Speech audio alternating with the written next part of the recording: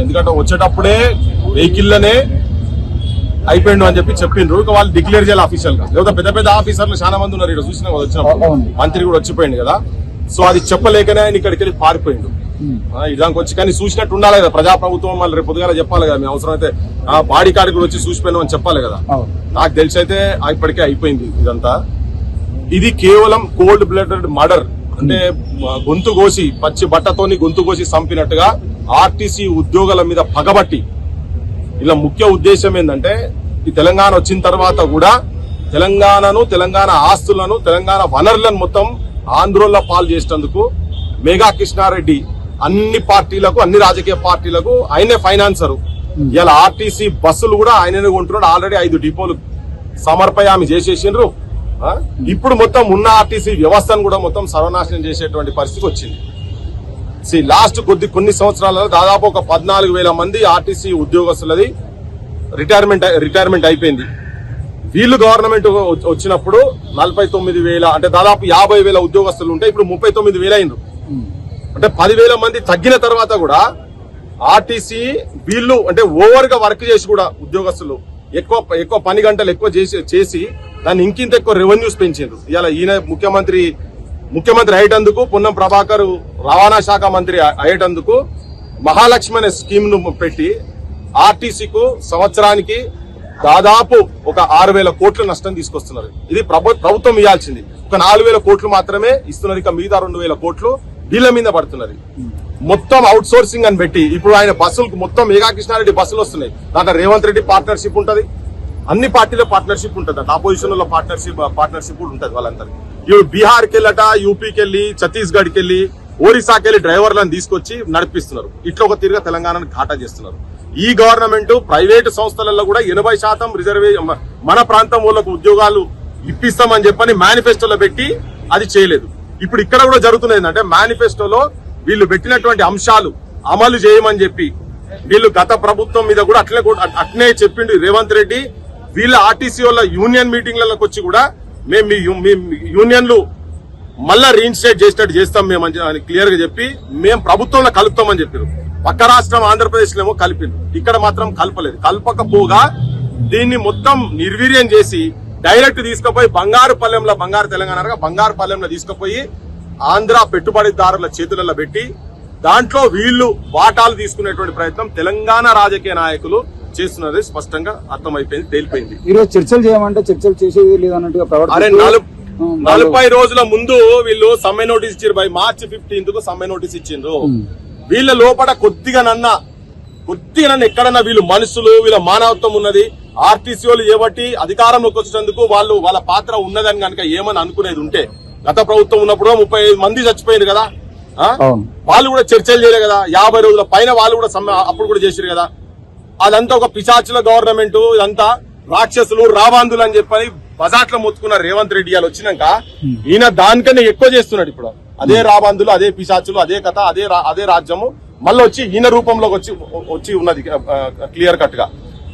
వీళ్ళు ఇప్పుడు ఈయన జరిగిన తర్వాత రేపు చర్చలు చేస్తారట వీళ్ళు, రేపు పొద్దుగాల. అంటే తెలంగాణలో ప్రభుత్వంతో మాట్లాడటందుకు కూడా ప్రజాప్రభుత్వం అని చెప్పుకుంటా మాట్లాడేటోళ్ళకు కూడా మనుషులు చచ్చిపోతే తెలంగాణ తల్లి కన్నీళ్లు పెట్టి ఇంకొక బిడ్డను ఇట్లా చంపుకుంటూ పోతుంటేనే సచ్చిన శవాల కాడు అయినప్పుడే మీరు సోయికొచ్చి మాట్లాడతారు. ఆ సోయికొచ్చి ఇప్పుడు నేను ఒకటే చెప్తున్నా, చర్చలు దేనికి జరగాలి? నీ మేనిఫెస్టోలో పెట్టినావు, నువ్వు ఇది ఇస్తా అని చెప్పి నువ్వు మేనిఫెస్టోలో పెట్టినావు కదా. వాళ్ళు అడుగుతున్నది ఏంది? మేనిఫెస్టోలో నువ్వేం పెట్టినావు గదే చేయమని అంటున్నారు కదా. నువ్వు అది మేనిఫెస్టోలో పెట్టినాక నీకు చర్చలు దేనికి? అసలు నువ్వు ఇమీడియట్ గా అసలు అది జరిగినాకనన్నా సోయికి వచ్చేది ఉంటే ఇప్పుడే నువ్వు వెంటనే నువ్వు మేనిఫెస్టోలో పెట్టిన దాన్ని నువ్వు అమలు చేయక అంతే. రేపు నువ్వు ఇలా క్యాబినెట్ లో కూర్చున్నావు కదా, కూర్చున్నప్పుడే నువ్వు చేసేసి ఉంది, అమలు చేసే కాడికి పోవాలి కదా. సో ఇవన్నీ ఈ డిస్కషన్స్ ఇవన్నీ పెట్టుడు ఇవన్నీ ఏంటంటే ఆచారం చేసి పోస్ట్ పోన్ చేసే కథ కాడికి వచ్చింది కాబట్టి.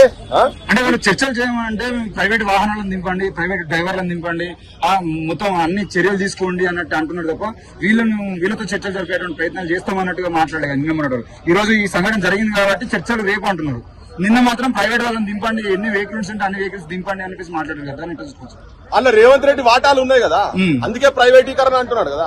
ఇలా ఆర్టీసీని కథం పట్టించేస్తున్నాడు. ప్రజలకు చెప్పేది ఏంటంటే ఆర్టీసీ కనుక ప్రైవేటైజ్ అయితే ఇవాళ ఆల్రెడీ ఒక 1100 పైన ఊర్లలో కనీసం బస్సు సౌకర్యం కూడా లేదు.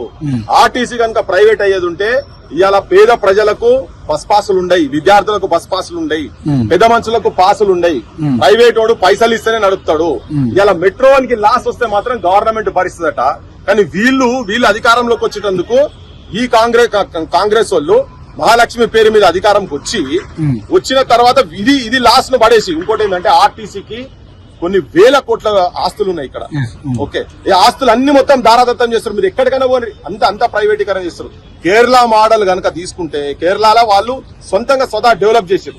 కార్పొరేషన్ ఉన్నప్పుడు ఇక్కడ కూడా కనుక అదే చేసి కనుక పెట్టేది ఉంటే ఆర్టీసీని వీళ్ళు లిటరల్ గా సంపుతున్నారు. మొత్తం వీళ్ళంతా అందరు కలిసి, అందరు రాజకీయ వ్యవస్థ అందరు కలిసి వాళ్ళ వాటాలు తీసుకుని పర్సంటేజ్లు తీసుకొని సంపుతుండ్రు. లేకపోతే ఆర్టీసీ సచ్చే సమస్యనే లేదు. కానీ జనంకు చెప్పేది ఏంటంటే తెలంగాణలో ఆర్టీసీని ప్రభుత్వంలో విలీనం చేసి కాపాడుకోవాల్సిన బాధ్యత మన మీద ఉన్నది.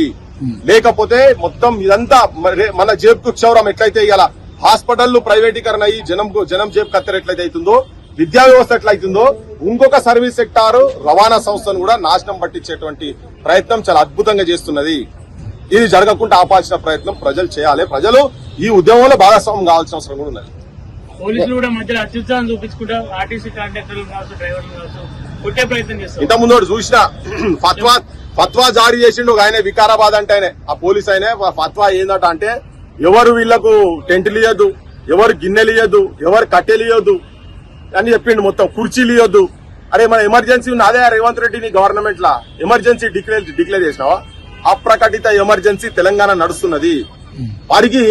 పరిగిలో ఒక సర్కిల్ ఇన్స్పెక్టర్ ఏసీపీ అనుకుంటా దౌడల మీదకెళ్లి కార్మికులను కొడుతున్నారు. దేనికయ్యా? తప్పులు ఎవరు చేసిర్రు? కొడితే రేవంత్ రెడ్డిని చెంప వలగొట్టని పోయి నీకు అది ఉంటే సాహసం ఉంటే, అరే నువ్వు మేనిఫెస్టోలో పెట్టినావు కదరా భయ్, మేనిఫెస్టోలో పెట్టి నువ్వు అయితే అమలు చేయని చెప్పని గని దగ్గర పోయినా మీ దగ్గర ఏమైనా ప్రతాపం ఉండేదంటే ఈ నిస్సాయిల మీద ఎందుకు పడుతున్నారు? వాళ్ళు అడుగుతున్నది పే స్కేల్. ఇలా మొత్తం బయట అంతా పిరమైపోయింది కదా. 2 పే స్కేల్ డ్యూ ఉన్నాయి. వాళ్ళ పైసలు వాళ్ళకి భయ్, వాళ్ళ దాని మీద ఈ శివాల మీద రాజకీయాలు చేసుడు ఎక్కడిది? వాళ్ళు అడుగుతున్నది ప్రతి ఒక్క డిమాండ్ ఆర్టీసీ వాళ్ళు అడుగుతున్నది జెన్యూన్ డిమాండ్. ఎంత ఘోరం, అంతా అవుట్ సోర్సింగ్ చేసేసి శ్రమ దోపిడీ జరుగుతా ఉన్నది. ఎప్పుడో బ్రిటిష్ కాలంలో చూసినాం శ్రమ దోపిడీ, ఇప్పుడు మళ్ళా అదే శ్రమ దోపిడీ జరుగుతున్నది. సో ఆర్టీసీ వాళ్ళకు ముఖ్యంగా నేను ఆర్టీసీ కార్మికులకు నేను విజ్ఞప్తి చేస్తున్నా ఏంటంటే మీరు అధైర్యపడకండి. నేను మళ్ళా చెప్తుంటా, Telangana need soldiers not martyrs అని. తెలంగాణకు సైనికులు కావాలి, అమరులు కాదు అని.